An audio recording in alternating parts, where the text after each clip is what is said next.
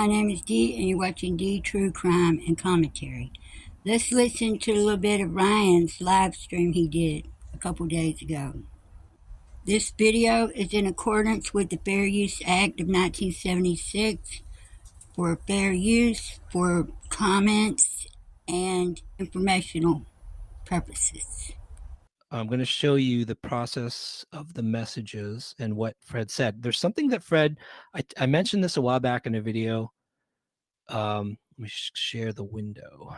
And I don't know how many people caught it. And I'm going to play it again because this is really important. This message was really important because it's a clue that shares a little bit about the relationship between Fred and Marvin and the Cotton Simpson case and what happened to Cotton Simpson.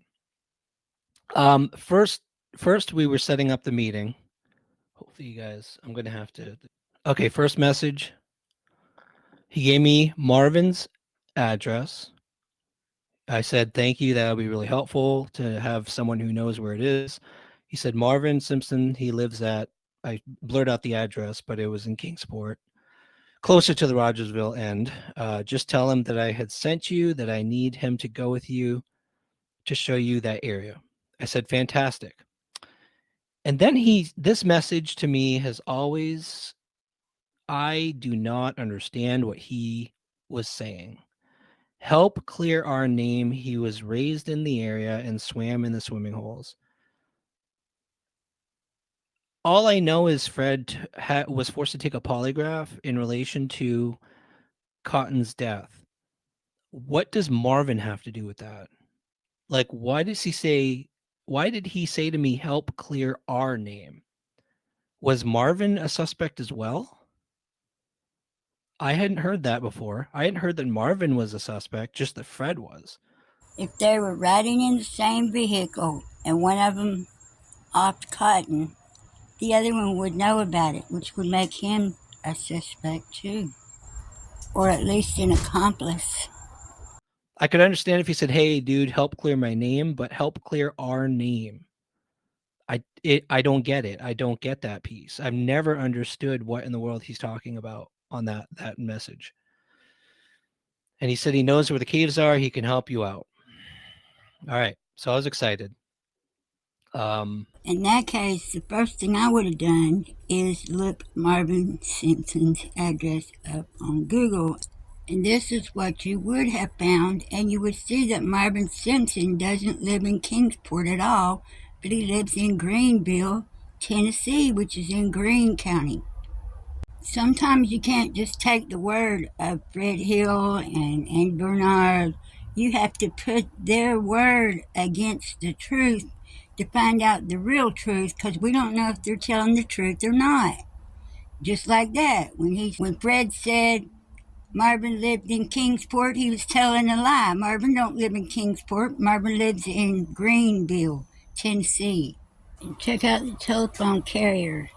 Ameritech, Wisconsin. Is that a standard carrier in Tennessee, or is that a specialized carrier from another area? And I'm going to share the next one.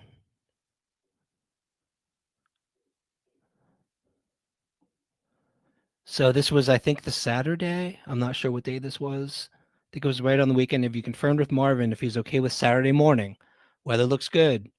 And he said, let me make sure. I'm trying to get a hold of someone to ask him. He doesn't have a phone. But when I talked to him a few days ago, he said he would go with you, but you will be going. I'm from Mountain View side where Cotton's vehicle was found. And I said, okay, so long as he knows I'm coming, because I didn't want to show up at this dude's house and he didn't even know I was there, right? Freak him out, freak his wife out, or whatever. At least I won't be scaring him.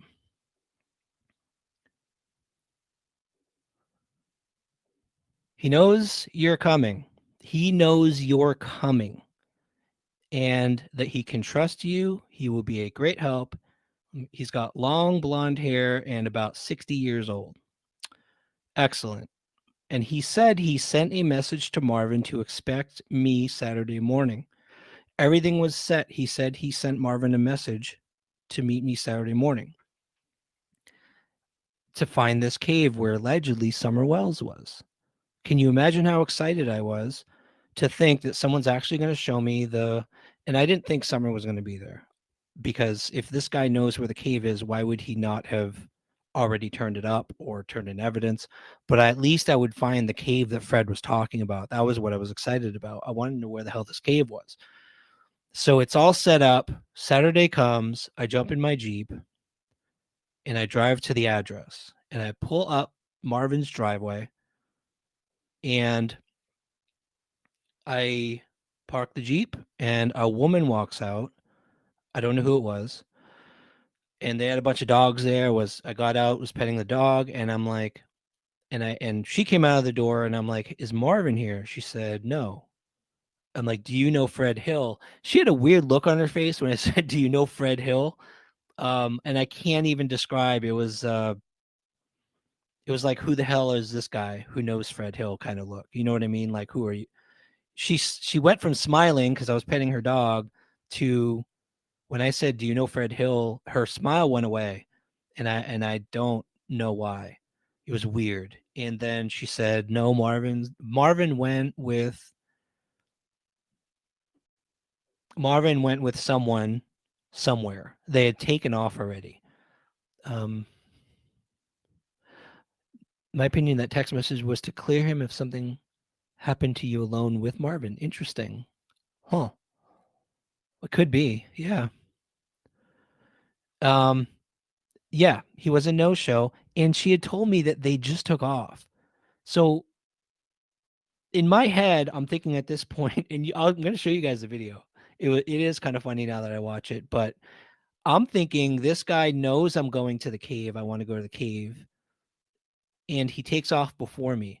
Are they trying to race to the cave to, like, I don't know, remove evidence or clear it? Like, maybe he didn't know until Fred texted him that someone was actually trying to go to the cave. And so Fred alerted him that now someone's going to be going there trying to find the cave.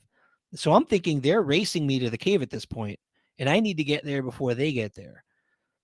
That was what I was thinking. I wasn't afraid that Marvin was going to hurt me. I was afraid that they were trying to get there before I could get there. So I jumped in my Jeep and I ran to Laurel Run as fast as I could, following the speed limit. And this is what happened. I'm going to There was no need to race. They know where the cave is. No need to race because they would have went the night before. I just wonder who that lady was in Kingsport that opened the door and said Marvin wasn't there. This morning, and I'll tell you the story as I'm walking here, and then I'm just going to have to go really fast because I don't know what's going on. But anyway, we finally find the cave and put all the stories to rest about Roy Cotton Simpson. That was the plan. And so I went over to basically Fredhill. Ryan, please don't underestimate these people. They're probably killers, and you went out there by yourself with the possibility of them being there? Dude, you're brave. Don't do stuff like that. Don't underestimate these people. Because there's people laying dead everywhere around this case. And we don't want you to be the next one, Ryan. Don't put yourself in danger for these people because you don't know who they are yet. None of us do. But I think we're getting a pretty good idea of what they're capable of doing. This morning with a member of the Simpson family, an older guy who Fred said knows where the exact location of this cave is, and told him that I was going to be coming today. And of course, I didn't want to get there too early, give him time to get up and have his coffee. So I showed up around 10 o'clock, figured he was expecting me. And I showed up at his house. It was all arranged. A woman walked out and didn't seem to know why I was there, and asked if this person I was going to meet lives there. And she said yes. And I just told her, you know, he was expecting me. And she said he didn't tell me about that, that he and her uncle had gone out somewhere to thinking. And if there is something in the cave and the family potentially knows about it, And Fred just alerted them that someone will be trying to get up there and searching for it, which I'd be surprised if they didn't know by now that people are searching. So this could be nothing, and I could just be worrying for no reason at all. But instead of going home, I decided to take a right and go to Laurel Run. And because Fred did describe, after our last hike, talked to him again, and he described the exact location of this cave. We were on the right track. We just had to keep going past the waterfall we were at. Really would like someone with me to do this. By the way, I haven't put this together either. From the couple we interviewed, I found out who they went to the exact location with law enforcement. The guy I talked to, again, I highly recommend you watch that interview we did a couple weeks ago with that couple. He explained exactly where Cotton fell. And he went with a deputy had showed up because they were going back to search the area Cotton fell. And so he knew exactly where it is. And now I know exactly where it is. And for some reason, the place that Fred described the cave was and where Cotton fell, he told me to go past Laurel Falls and keep going straight. Keep going all the way straight. And that is nowhere near where Cotton fell. So either Fred has no clue where Cotton fell, which would mean I guess he's not the dude who unalived him, or he was sending me off in the wrong direction, like way in the wrong direction, I guess. I don't know why he was sending me out in the middle of nowhere, but he was. If he knew where Cotton actually fell, because I know it was the description I just described has nothing to do with where Cotton fell, so I don't get it. I don't understand why he was sending me on some other wild goose chase. He was playing games. Unfortunately, I can't wait, because if someone's out there trying to get whatever's in the cave out of it, I have to get there as soon as I can. They left this morning to do whatever they're doing, which could be not that. You never know. So, but I don't think I can wait to go do this hike and find the cave. So I am probably going to put my camera away, get to that waterfall, climb around the backside, and I can show you what that looks like, because that's what we were trying to climb last time. I'll show you what the backside looks like once I get there. But yeah, it's just weird because he was expecting me, and he took off first thing in the morning before I could even get there, which makes me a little nervous, but it could just be me being suspicious for no reason. But I'm gonna put the camera away, and I just got to get out there as fast as I can. Okay, so the rest is... Why does Fredhill want to play games with people? Play games with their time and their whole day.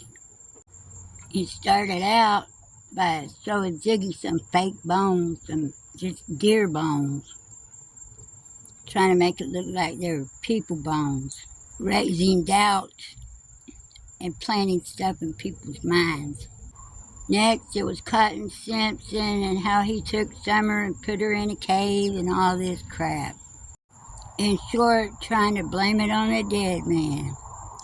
Then he starts this crap with Ryan, leading him on to different places, and there ain't nothing there, and giving him wrong directions and wrong addresses. The more I hear about these people, the more I hear them talk, what I can't understand is how all these people got involved in the Summer Wells case. How and why? Please like, subscribe, and share, and leave a comment. And if you see a hype button, please don't forget to hit it. I need to get hype.